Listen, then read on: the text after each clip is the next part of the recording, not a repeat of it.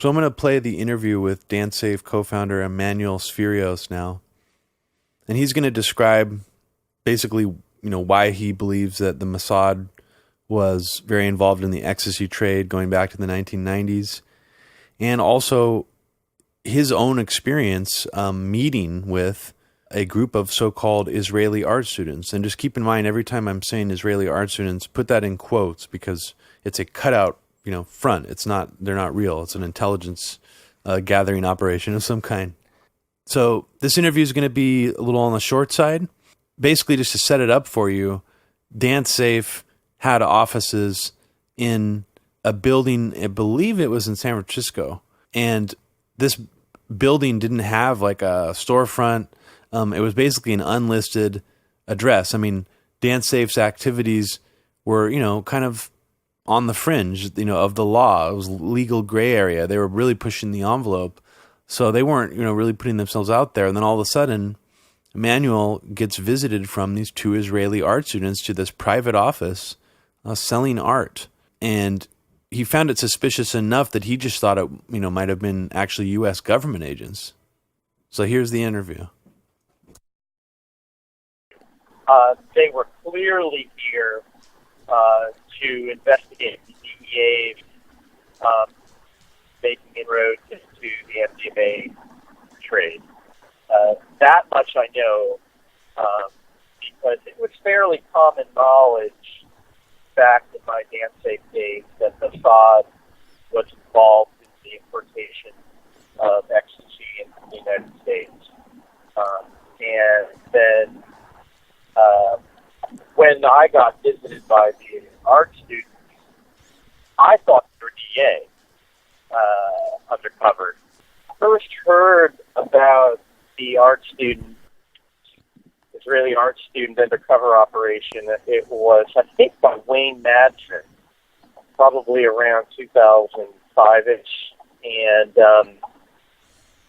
my subsequent research has led me to question whether there was anything about 9/11 involved in why they were here. I haven't seen any good evidence that they were here investigating 9/11 beforehand. But in 99 or 2000, I can't remember which year, I was visited in the DanceSafe office by two Israeli art students trying to, sell me their artwork so that they could raise money to pay their college tuition. And I thought it was weird, mainly because our office was in an almost vacant building in downtown Oakland on the second floor with no signs in front. In the whole suite, there were only two offices out of like 10 that were rented, ours and some other company. And we were way in the back, and it just wasn't a coincidence like that they were there. And so I thought they were DEA or, some kind of undercover operation investigating us, right? As a drug policy reform organization. Of course. DanceSafe was advocating for, decriminalization, regulation, et cetera. And they were very nice, and I did not buy any of their artwork. They didn't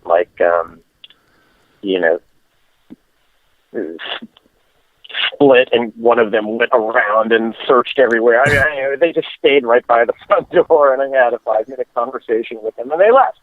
I was like, okay, and they didn't think about it for, years. And then I think, again, 2005, I read the Wayne Madsen article, which was claiming they were here for some reason around 9/11, and also mentioned ecstasy, and then it all clicked. Because it was common knowledge amongst people that were, really into the scene, like us and DanceSafe. As people I talked to, it was pretty common awareness that Israel was involved, Mossad was involved in the ecstasy trade and importing ecstasy into the United States, because most of the ecstasy that was being consumed at that time were pressed tablets that were being manufactured in Eastern Europe. After the fall of the Soviet Union, these former Soviet republics were looking to make hard currency, and this also happened to coincide with right at the time MDMA was criminalized, right? MDMA became illegal in 85, 89, the Soviet Union fell, and interestingly, ecstasy and rave culture that was fueled by ecstasy skyrocketed in Europe and England quicker than it did in the United States, sooner. It took about 5 years or so before the culture kind of caught up in the U.S., and that reflects the fact that most of the ecstasy was being made on the other side of the Atlantic. It's sort of the reverse of LSD. In the 60s, LSD became very common in the U.S. first, and hippie culture started out here, and then it took, 5-10 years before it really caught on in Europe, and that's because it took a while for the criminal entities to learn and perfect their smuggling routes. And so the same thing was happening. It's also very, very, very interesting when you look at the early ecstasy tablets. They had imprints and logos on them that were essentially copies of U.S. corporations. I remember a Chevron logo. Yeah. And stuff like that. Mitsubishis were really common, right? Yeah. And you're wondering, what's going on here, right? Because, LSD forever had, Blotter had logos stamped on them, but they were, always cartoon characters or flamingos or, they were things that were actually a part of Western culture. And it makes perfect sense that these pills were all being pressed in Eastern Europe when you look at the logos. These are former Soviet bloc countries who know absolutely nothing about Western culture, with the exceptions of these corporate logos that they have been exposed to. So they're trying to produce a drug and make it appealing to people in the West, but all they knew to put on it was Chevron and Mitsubishi and Mercedes and things like that. That's really fascinating. I didn't even think about that, but that actually makes a lot of sense now that you describe it that way. But and so then what happened is in 1999, or did you have a question? Well, if you're willing to, I wanted to have you walk back through just that encounter that you had. I just wanted to ask some specific follow-up questions about it, because did they actually have art on them? Yeah. Yes, they did. There were two of them. They were young, clearly 20-somethings. They had one of those large artist portfolio things with a handle where you could slide your drawings or your paintings in. When they pulled them out, they were 2.5 feet long by 1.5 feet wide, kind of pastel oil paint. I can't remember exactly, but art, that's visual art. So they actually had the whole. So they had everything pretty laid out pretty well for their cover story of being these Israeli art students. I would have absolutely. I would have had no suspicions that they weren't who they said they were if it wasn't for the fact that I was a drug policy reform organization and our office was not advertised anywhere, and nobody ever would have stumbled upon us. If they entered that building to try to sell their art, if they knocked on the first door, there would be nobody in that office. They'd knock on the second door, there'd be nobody there.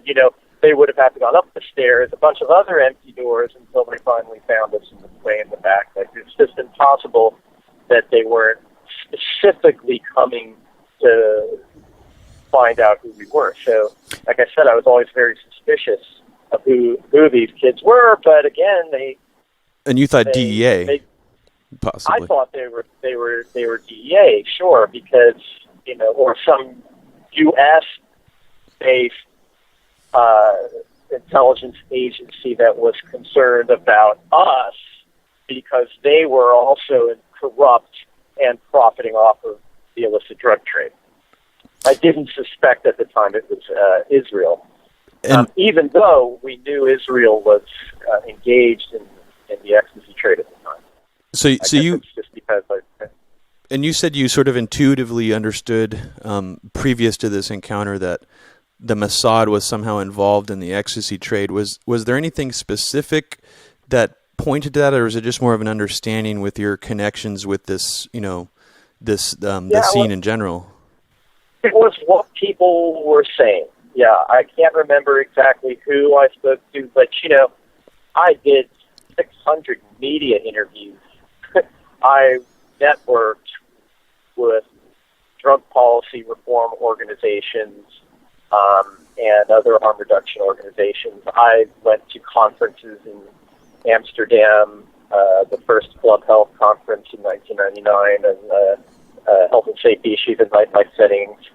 And I can't remember who, but I remember having multiple conversations with people who had said that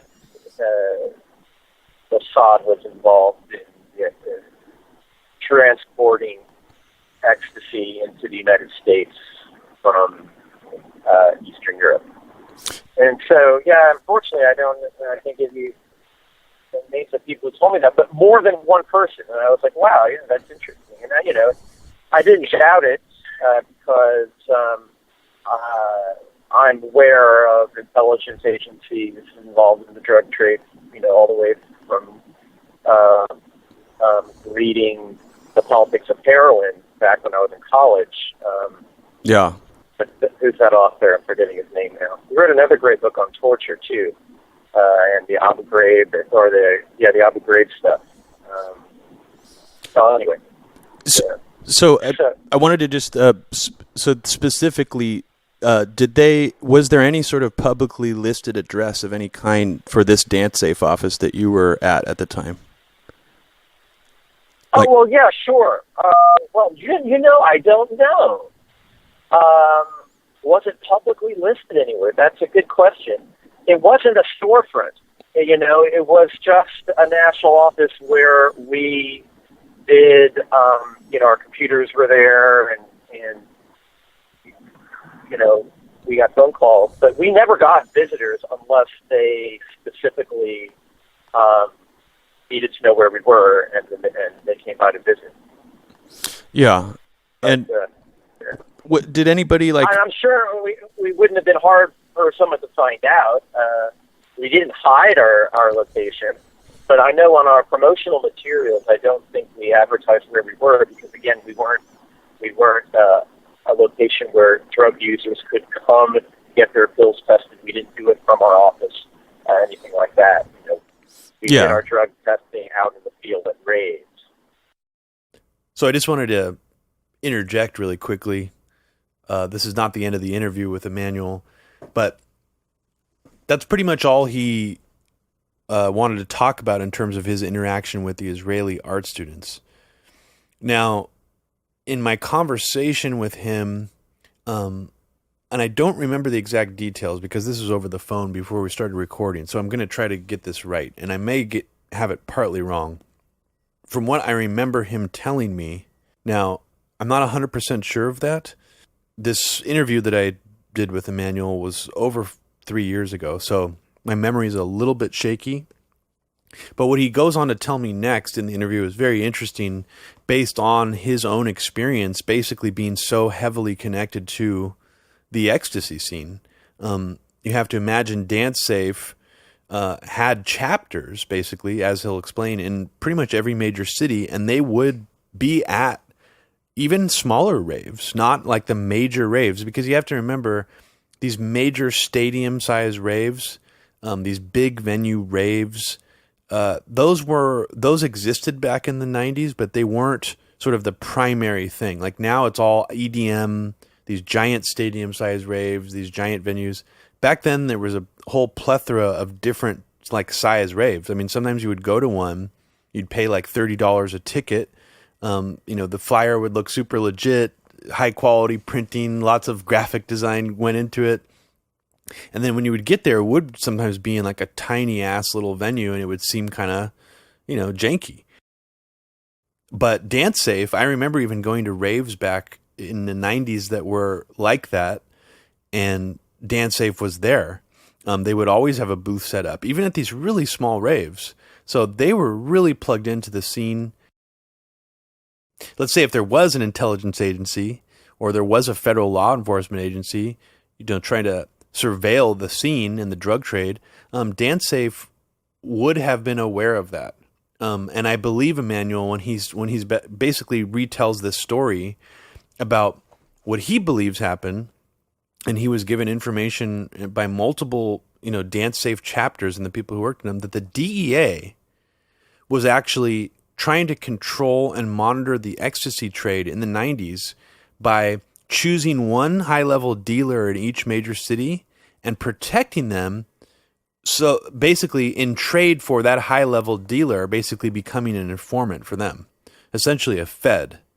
What he thinks is that the Mossad, or Israeli intelligence, was essentially kind of trying to monitor that situation, because if a lot of this Israeli ecstasy, trafficked by people in the Israeli government or Israeli nationals, came into the United States, and that was something that Israeli intelligence was involved in, they're going to want to know what the hell the DEA is doing, trying to control the end result of that market in the United States, which the DEA, according to Emanuel, was definitely trying to do. Not just trying to lie and allow a lot more people to die from adulterated drugs and allowing those to continue to proliferate, but they were also enabling and protecting and selecting as informants major ecstasy drug dealers in different major cities, essentially propping these figures up to become like gangster-like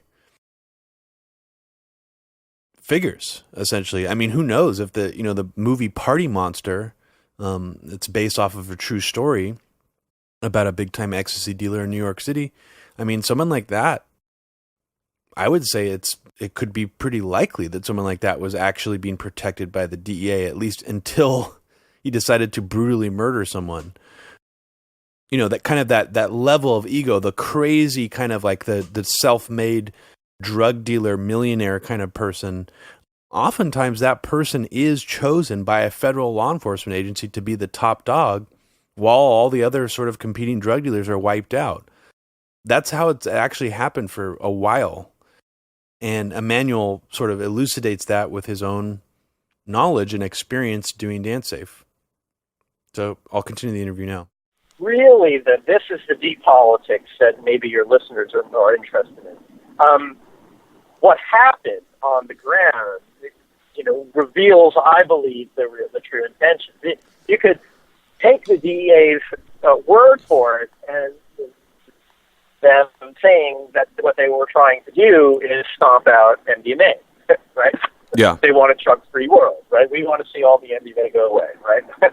You could take them for their word on that, but what actually happened after this campaign is that they did get their federal funding from Congress. They got agents in the field, and they proceeded to make alliances with one dealer in each major city, where who knows if they were getting kickbacks, but they were definitely offering protection to one big ecstasy dealer, and in return, they were busting everyone else. We know this because we had chapters in 24 cities across the United States, and those Dance Safe chapters regularly talk to users and dealers because, especially in a culture like ecstasy, everyone's a dealer almost.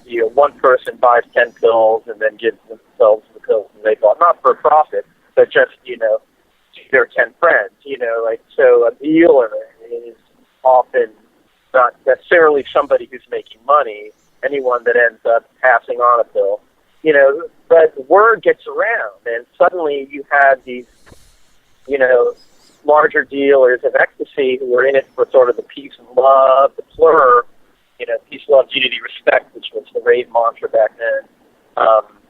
Suddenly they're wearing gold chains, and they get caught this kind of gangsta-style attitude, and now they're selling cocaine and meth as well, and, being total assholes because they have made a backroom secret alliance with the feds to, continue to sell drugs. And this is corroborated by the Mossad campaign, right? That basically intelligence agencies aren't trying to get rid of drugs. they're trying to control the drug trade. So, Yeah. for whatever, for profit, or because they think, well, you can't stop it, so we might as well be in control of it so that our enemies aren't in control. That's why the U.S. military is currently in Afghanistan protecting the poppy field. So essentially, just to sum up what we've just played for you, Emanuel believes that the art student ring, the Israeli intelligence gathering art student ring, was not associated with 9/11 or tracking the 9/11 hijackers, but was designed to monitor or control the MDMA trade, because Emanuel believes the DEA and the feds, I don't know if he means the FBI, he didn't specify, were setting up MDMA dealers in every major city across the United States.